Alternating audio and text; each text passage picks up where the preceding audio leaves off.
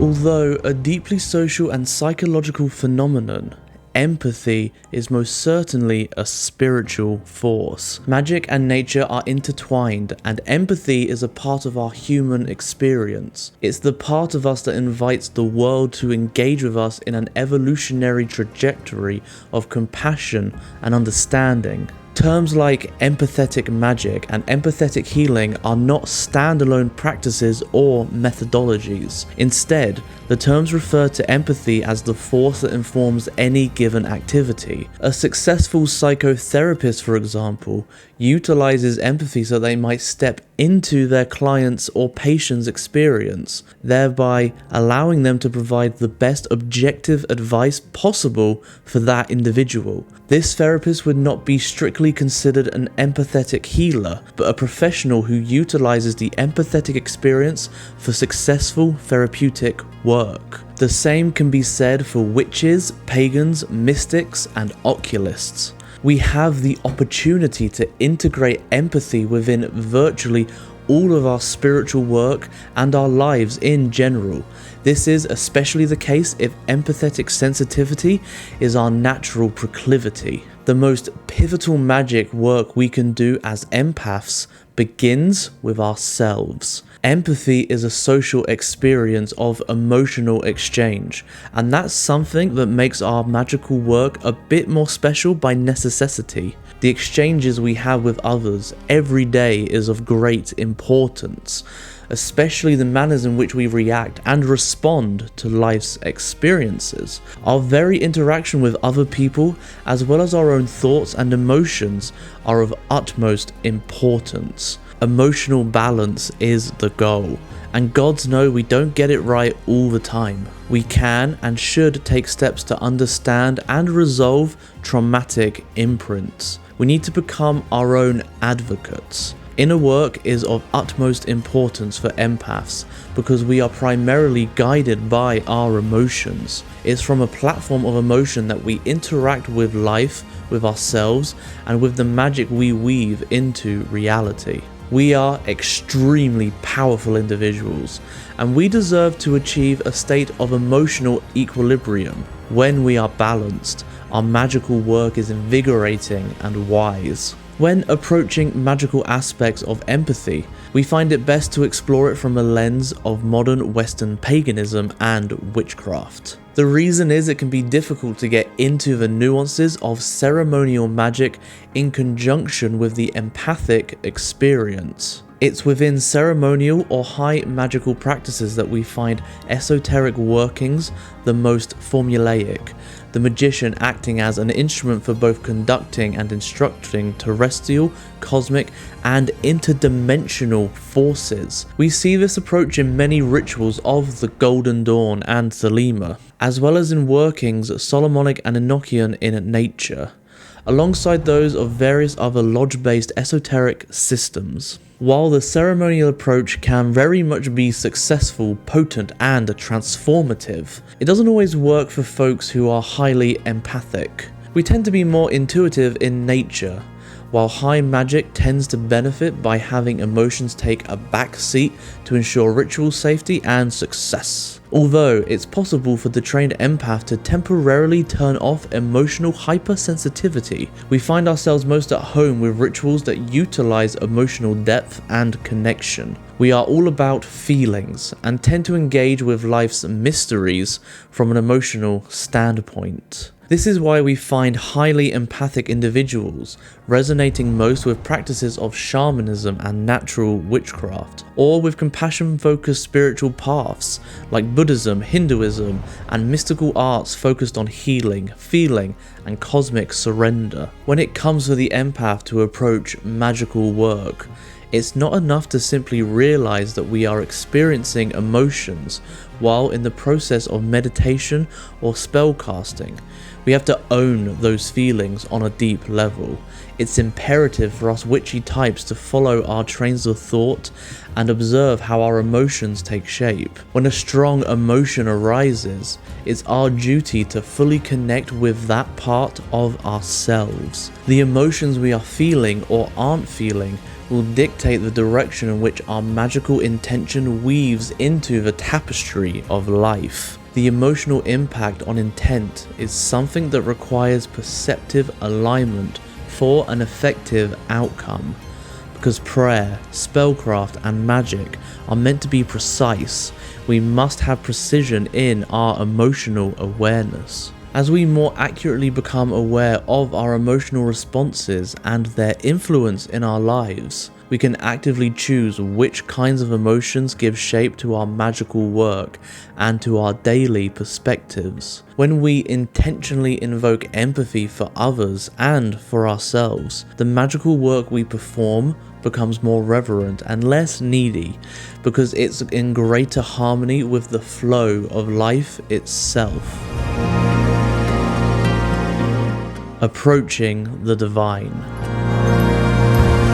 The divine permeates all beings and truly all things in existence. Both modern quantum physics and ancient metaphysics understand that reality itself is upheld, at least in part, by vibrational essence. Everything has a different frequency, physical and non-physical, and in the atomic sense, nothing is ever really touching. This is similar to the Buddhist understanding of emptiness, that nothing exists in and of itself, as well as the Buddhist understanding of impermanence.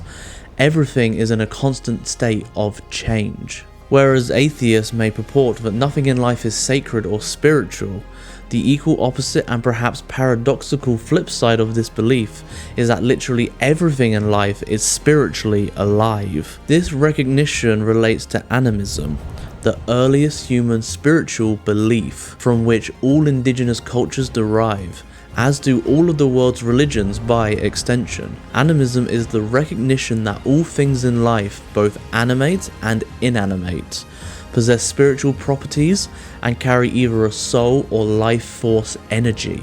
When we empaths approach the divine in any of its forms, we must be selective and discerning. This includes life itself, the grandest ritual of them all. When considering invisible and astral intelligences, however, it's essential that we are informed about the spirit, entity, or energy with whom we seek to interact. We are easily influenced and resonate best with external energies that feel comfortable and safe, including our fellow humans. We are given the opportunity to judge the extent to which we engage with external spiritual intelligences. We may find ourselves devoted to certain gods or spirits for life, while others are more suitable to respectfully approach here and there as needed. Approaching spellcraft. Hop online and you'll find countless spells for cursing someone into ill health, for manipulating people's free will, for making someone's cattle barren, for causing explosive diarrhea, the list goes on. We empaths are not exactly prone to black magic, a term we use loosely, because it's not in our nature to intentionally cause harm. When we add a component of self-awareness and emotional humility, practitioners of magic who are spiritually progressive can bypass karmic messes by empathically empowering our rituals. By humbly utilizing empathy, we can actively control our thoughts and can invoke a higher level of magical experience whose energy is more karmically advanced and thereby more deeply spiritual. Empathy is a force that helps the world positively change, evolve, adapt, and enjoy the shared gift of life on Earth.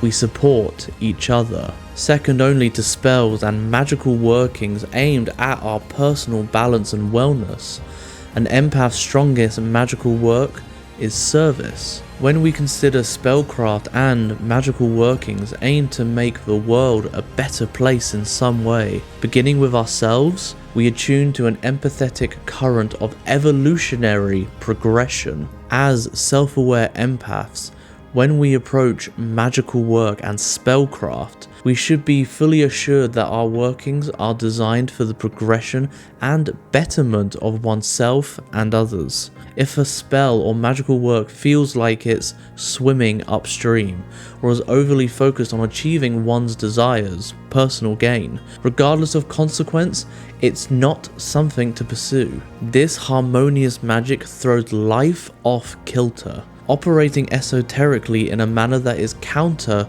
to the evolutionary flow of reality, only serves to disempower all involved. Our magic should be, to the best of our awareness, performed as an act of service to oneself and life's greater picture. This is the mark of successful and progressive empathic magic.